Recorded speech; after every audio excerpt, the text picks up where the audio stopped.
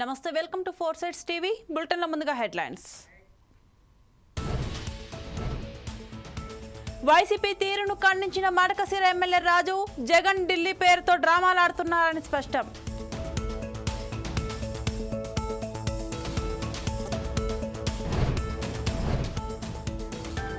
వాడపల్లి శ్రీ వెంకటేశ్వర స్వామి ఆలయానికి పోటెత్తిన భక్తులు, భారీగా ఏర్పాట్లు చేసిన ఆలయ అధికారులు.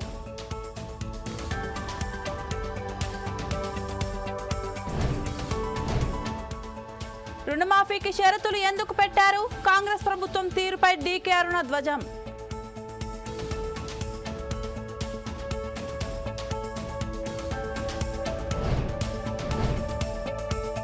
బంగాళాఖాతంలో బలపడిన అల్పపీడన ద్రోణి, తెలుగు రాష్ట్రాల్లో కురుస్తున్న భారీ వర్షాలు.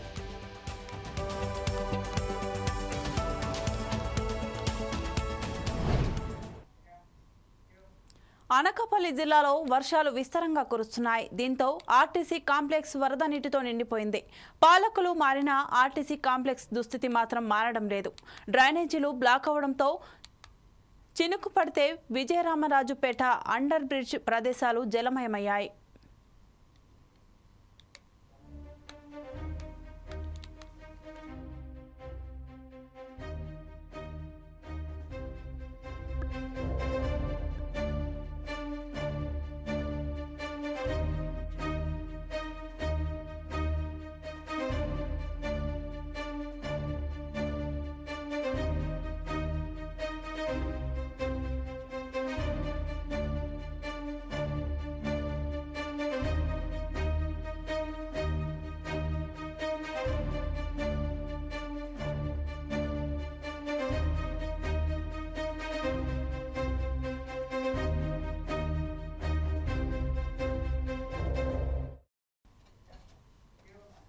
రాష్ట్రంలో ఏమంత ఘోరం జరిగిందని వైసీపీ అధినేత జగన్ ఢిల్లీకి వెళ్లి ఆందోళన చేస్తున్నారని మడకశిర ఎమ్మెల్యే ఎంఎస్ రాజు ఆగ్రహం వ్యక్తం చేశారు.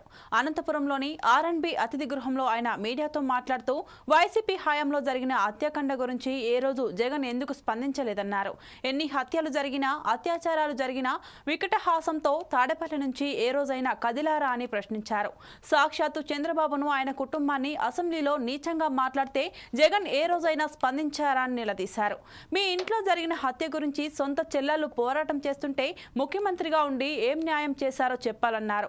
మీ ఎమ్మెల్యే ఒక దళితుడిని డోల్ డెలివరీ చేస్తే అప్పుడు ఎందుకు స్పందించలేదన్నారు. ఆ రోజు చంద్రబాబు 5 లక్షల ఆర్థిక సాయం నా చేత పంపించారన్నారు.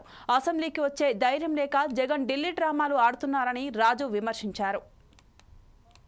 ముఖ్యమంత్రి స్థానంలో ఉండి అవహేళనగా లేఖలు రాసినటువంటి వ్యక్తి, న్యాయస్థానాల మీద గౌరవం లేనటువంటి వ్యక్తి, ప్రజాస్వామ్యం మీద, శాసన సభల మీద, శాసన వ్యవస్థ మీద, న్యాయ వ్యవస్థ మీద ఎటువంటి గౌరవం లేనటువంటి వ్యక్తి ఈరోజు 5 సంవత్సరాల అతను ముఖ్యమంత్రిగా ఉన్నప్పుడు దాదాపు 1000 మంది హత్యకు గురయ్యారు. దాదాపు బీసీలు 300 మందికి పైగా హత్యకు గురయ్యారు. ఎస్సీలు 200 మందికి పైగా హత్యకు గురయ్యారు. ఎస్టీలు 59-58 మంది హత్యకు గురయ్యారు. మైనార్టీలు 11 మంది హత్యకు గురయ్యారు. జగన్మోహన్ రెడ్డి పరిపాలన దుర్మార్గంగా ప్రజల శాంతి భద్రతలు విఘాతం కలిగించే విధంగా ఒక రకంగా నియంత పాలన కొనసాగింది 5 సంవత్సరాల్లో. తన ఎమ్మెల్సీ ఒక డ్రైవర్ని చంపి డోర్ డెలివరీ చేస్తే కనీసం పార్టీ నుంచి కూడా సస్పెండ్ చేయలేనటువంటి వ్యక్తి జగన్మోహన్ రెడ్డి. అతని మీద చర్యలు తీసుకోలేనటువంటి వ్యక్తి జగన్మోహన్ రెడ్డి.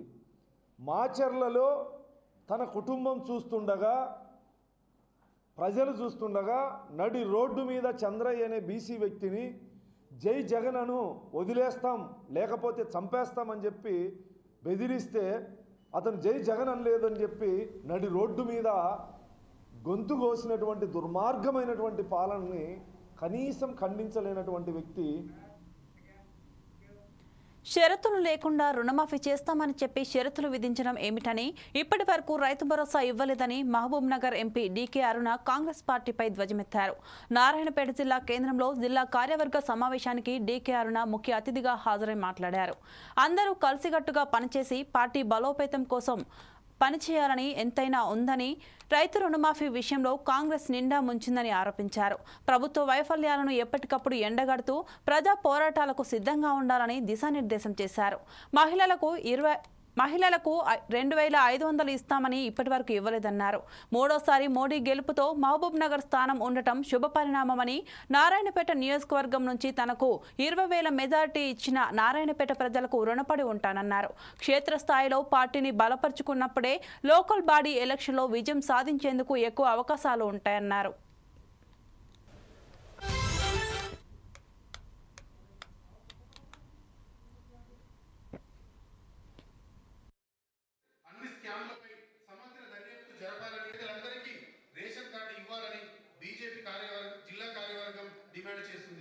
ఆయుష్మాన్ భారత్ తెలంగాణ రాష్ట్రంలో గత బీఆర్ఎస్ ప్రభుత్వం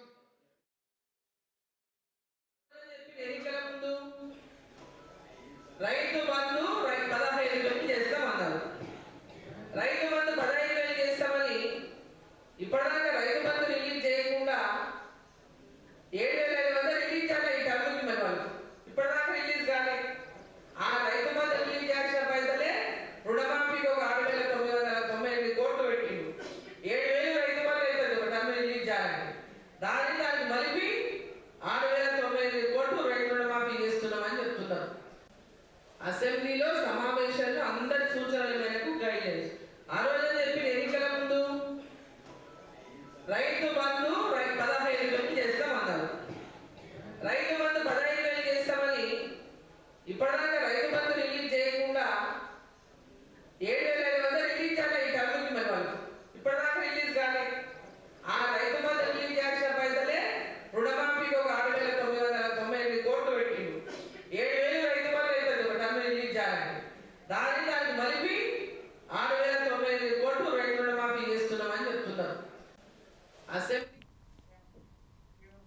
ఎడతెరిపి లేకుండా కురుస్తున్న వర్షాల వల్ల ఎగువ ప్రాంతం నుంచి వచ్చే వరదతో భద్రాచలం దగ్గర గోదావరి నీటి మట్టం గంటకు వేగంగా పెరుగుతుంది.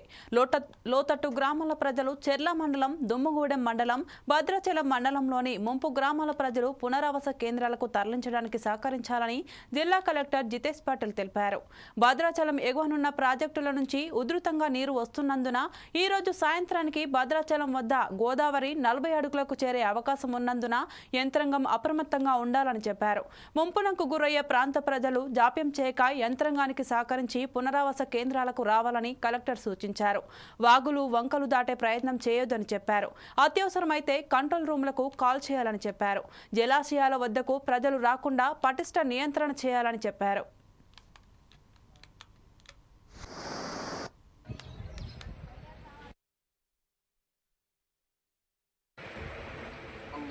అంటే పెళ్ళిళ్ళు తీసి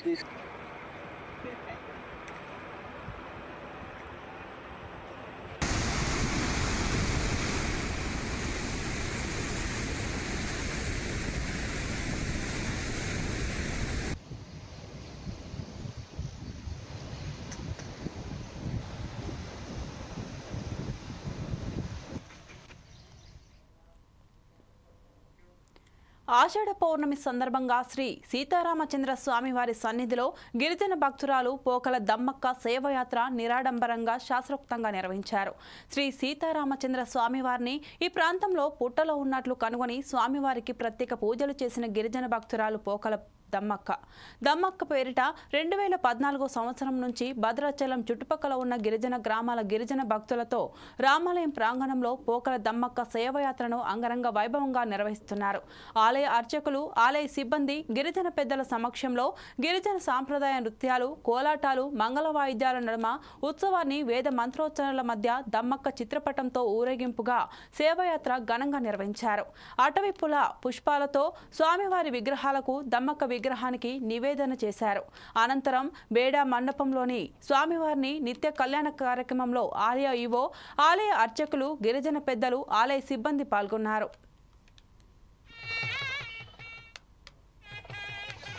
భద్రాచల సీతారామచంద్ర స్వామి గారిని మనందరికీ కూడా దర్శింపజేసేటువంటి భాగ్యాన్ని కలిగించినటువంటిది ఒక మహాభక్తురాలు, గిరిజన శ్రీరామ భక్తురాలైనటువంటి దమ్మక్క గారు. ఆవిడ శబరి అంశతో జన్మించిందని పెద్దలు చెప్తారు. ఆమె ద్వారా భక్త రామదాస్ గారు ఇక్కడికి వచ్చి ఈ క్షేత్ర వైభవాన్ని తెలుసుకొని రామచంద్ర స్వామి గారికి ఆలయ నిర్మాణాదులు, అర్చనాదులు, ఆభరణాలు ఇవన్నీ సమర్పించి తరించారు. ఆ స్ఫూర్తితోటి గత సుమారు దశాబ్దం నుండి ఈ దమ్మక్క సేవాయాత్రని ఆషాఢ శుద్ధ పౌర్ణమి నాడు మనం చేస్తున్నాం. ఆమె స్ఫూర్తి చిహ్నంగా ఆమె యొక్క భక్తికి మనం అందరం కూడా సంతసించి ఆ గిరిజన భక్తులందరినీ కూడా ఆ రోజు సమూహాన్ని అందరినీ కూడా ఇక్కడికి రప్పించి రామచంద్రమూర్తి సన్నిధిలో వాళ్ళందరికీ అన్ని పూజలు చేయించి కళ్యాణాల్లో పాల్గొన చేయించి వారికి ఒక దేవస్థానం మర్యాదను ఇవ్వడం కూడా ప్రారంభించి చేస్తున్నాం. అది పురోభివృద్ధి కూడా చెందుతున్నది. కొన్ని గత సంవత్సరం ఈ సంవత్సరం కూడా ఈ సేవాయాత్రలో దమ్మక్క సేవాయాత్రలో భాగంగా వాళ్ళుండే చోటుకే రామచంద్రమూర్తి యొక్క ప్రచార రథాన్ని తీసుకుని వెళ్ళి అక్కడ వాళ్ళందరినీ కూడా ఇన్వాల్వ్ చేసి వాళ్ళందరూ అక్కడ కూర్చొని ఆ అర్చనలో కళ్యాణంలో పాల్గొనేలాగా వారందరికీ కూడా రామప్రసాదాన్ని అందించేలాగా ఈ సంవత్సరం అయితే ఆర్ కొత్తగూడెం అనేటువంటి గ్రామంలో, గిరిజన గ్రామంలో సుమారు 1000 మందికి స్వామి యొక్క ప్రసాదాన్ని అందించడానికి ఆ కళ్యాణం. అల్లూరి సీతారామరాజు జిల్లా చింతూరు సోకిలేరు వాగు ఉధృతికి మూకునూరు వద్ద చిక్కుకున్న కొండపల్లి గ్రామానికి చెందిన 2 గర్భిణీలు పురిటి నొప్పులతో వాగు అవతల ఉండిపోయారు. సమాచారం తెలుసుకుని స్పందించిన ఐటీడీఏ అధికారులు పడవ ఏర్పాటు చేసి 108 వాహనం ద్వారా గర్భిణీలను ప్రభుత్వ ఆసుపత్రికి తరలించారు.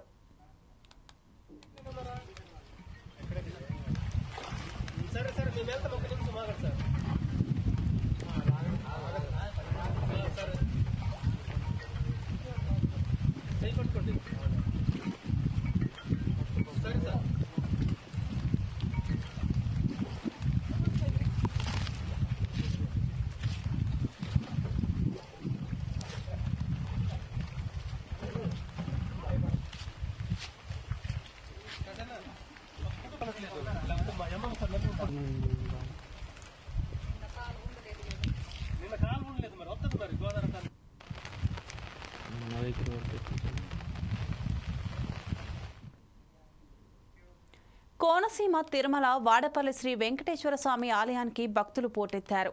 గత 4 రోజులుగా కురుస్తున్న భారీ వర్షాలను సైతం లెక్క చేయకుండా శనివారం 7 వారాలు నోము ఆచరించే భక్తులు మొక్కులు తీర్చుకున్నారు.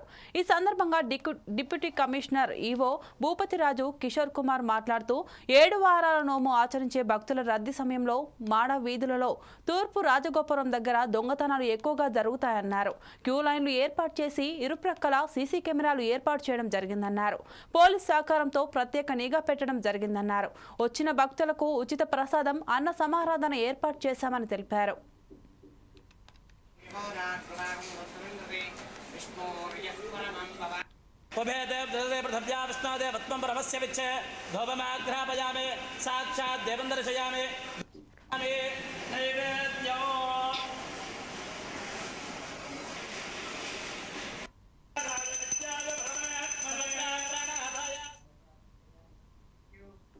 ధవళేశ్వరం సరార్డర్ కాటన్ బ్యారేజ్ వద్ద గోదావరి వరద పెరగడంతో మొదటి ప్రమాద హెచ్చరికకు చేరువైంది. ఉదయం బ్యారేజ్ వద్ద 10.20 అడుగుల నీటి మట్టం చేరింది. ఇన్ఫ్లో 5.03 క్యూసెక్కులు బ్యారేజ్ వద్దకు చేరగా 4.96 లక్షల క్యూసెక్కుల నీరు సముద్రంలోకి విడుదల చేస్తున్నారు. ఎగువ ప్రాంతాల్లో కురుస్తున్న భారీ వర్షాలకు ధవళేశ్వరం వద్ద నీటి మట్టం క్రమేపీ పెరుగుతుంది.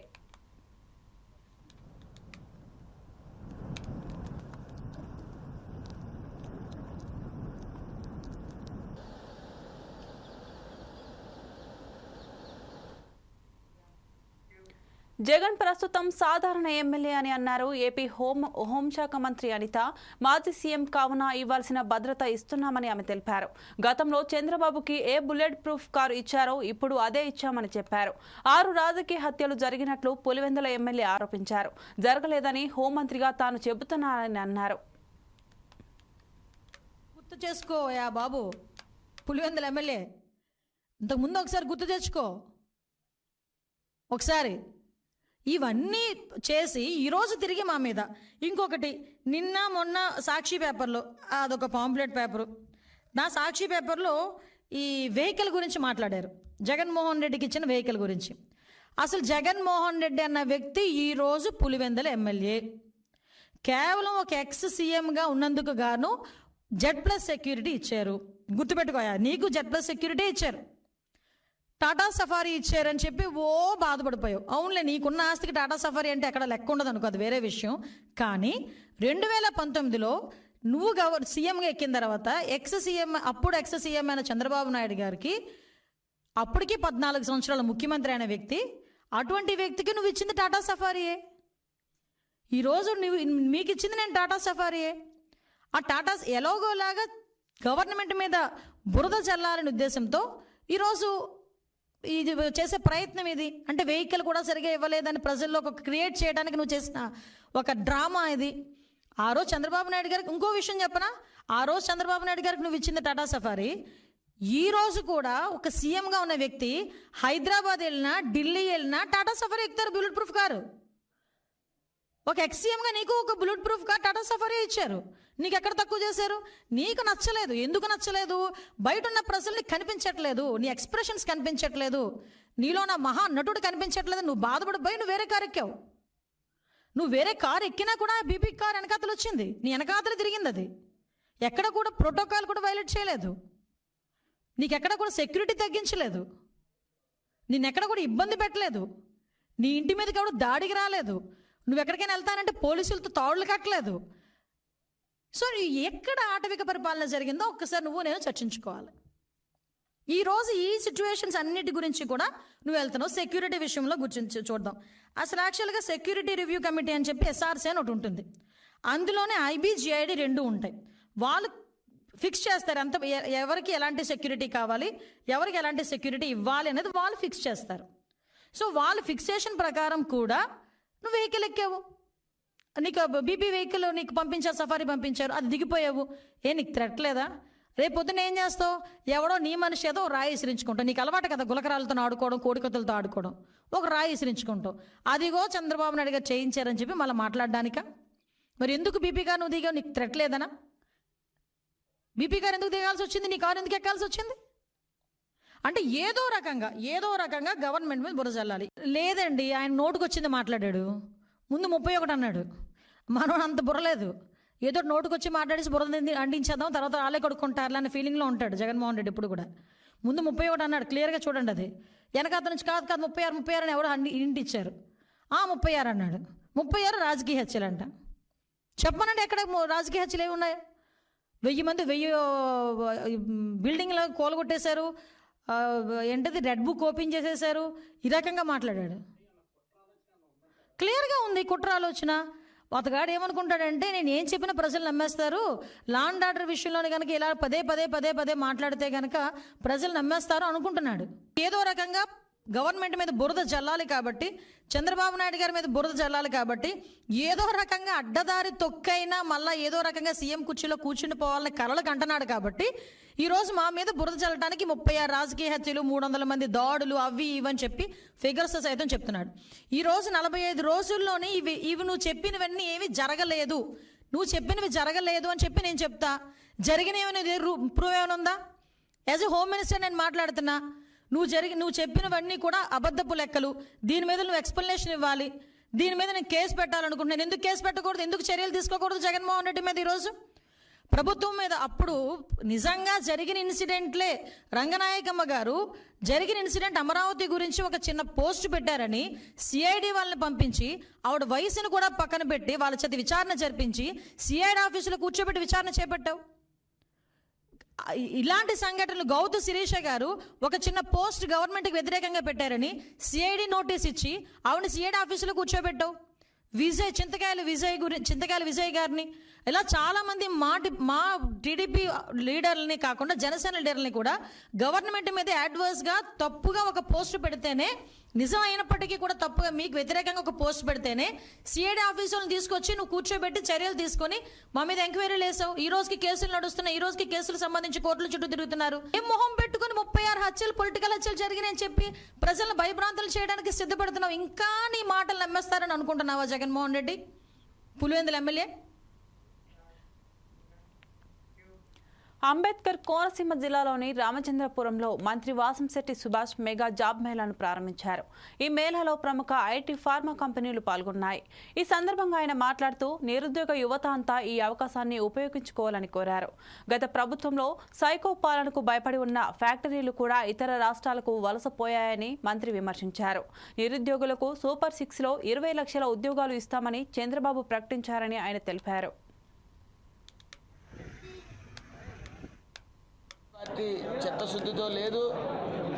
అదేవిధంగా వాళ్ళ ఆగ్రహానికి లోనయ్యే మరి యువత కానీ నిరుద్యోగులు కానీ ఎవరో ఓటేయకపోవడం వల్లే ఈ 11 సీట్లకి పరిమితం అవడం కారణం. అదేవిధంగా గౌరవనీయులు రాష్ట్ర ముఖ్యమంత్రి నారా చంద్రబాబు నాయుడు గారు మీరందరూ గమనించాలి, తొలి సంతకం మెగా డిఎస్వి మీద సంతకం పెట్టడం జరిగింది. అంటే నిరుద్యోగుల కష్టాల మీదట ఆయన గమనించి అందరూ కూడా ప్రతి ఇంటికి ఉద్యోగం ఇవ్వాలన్న నెపంతో సూపర్ 6లో కూడా 20 లక్షల ఉద్యోగాలు ఇస్తామని హామీ ఇవ్వడం జరిగింది. ఇవ్వని పక్షంలో, వెసులుబాటు లేని పక్షంలో 3,000 రూపాయలు నిరుద్యోగ భృతి కూడా ఇస్తానని ప్రకటించడం జరిగింది. ఆయన మాటలు స్ఫూర్తిగా తీసుకుని ఈరోజు వికాస ఆధ్వర్యంలో లచ్చారావు గారి సహకారంతో ఈరోజు 35 కంపెనీలని ఈ జాబ్ మేళాకు ఆహ్వానించడం, హెచ్ఆర్లు రావటం, మరి ఎటువంటి రికమెండేషన్లు లేకుండా ఈ జాబ్ మేళా నిర్వహించబడుతుంది. అదేవిధంగా ఇక్కడతో ఈ జాబ్ మేళా అనేది లేకపోతే నిరుద్యోగ సమస్యల మీద పోరాటం అనేది ఆగదు.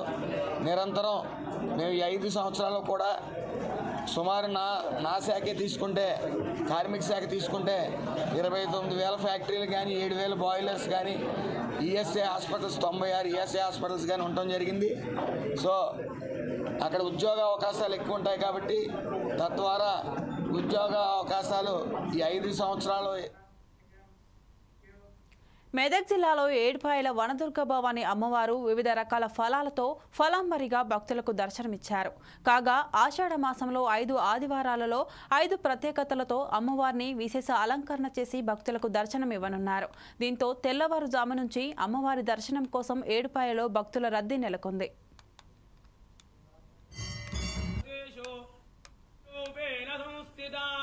నమస్తస్యై నమస్తస్యై నమస్తస్యై నమో నమః. శ్రీ ఏడుపాయల వనదుర్గా భవానీ దేవస్థానం తెలంగాణ రాష్ట్రంలోనే ఎంతో ప్రసిద్ధమైనటువంటి క్షేత్రము ఏడుపాయలు. ఇక్కడ వనదుర్గా అమ్మవారు స్వయంభూగా వెలిసినటువంటి తల్లి. మరి ఆషాఢ మాసాన్ని పురస్కరించుకొని 3వ ఆదివారము ఈరోజు విశేషంగా అమ్మవారికి అనేక ఫలాలతో అలంకరించడం జరిగింది. సర్వవాంఛా ఫల ప్రదాయిని అమ్మవారు. ఫలము అంటే కోరిక. ఈ యొక్క ఫలాలను సమర్పించడం వల్ల అమ్మవారికి అనేకమైనటువంటి అమ్మవారి అనుగ్రహం కలిగి మనము ఇళ్ళవేళలా సుఖ సంతోషాలతో ఉంటాము. ఈ యొక్క అలంకరణలో ఉన్నటువంటి అమ్మవారిని దర్శించుకోవడం వల్ల ముఖ్యంగా సంతానం లేని వారికి సంతాన సౌఖ్యం కలుగుతుంది. అదేవిధంగా మనము ధర్మానికి లోబడే సకల కోరికలన్నీ కూడా నెరవేరుతాయి.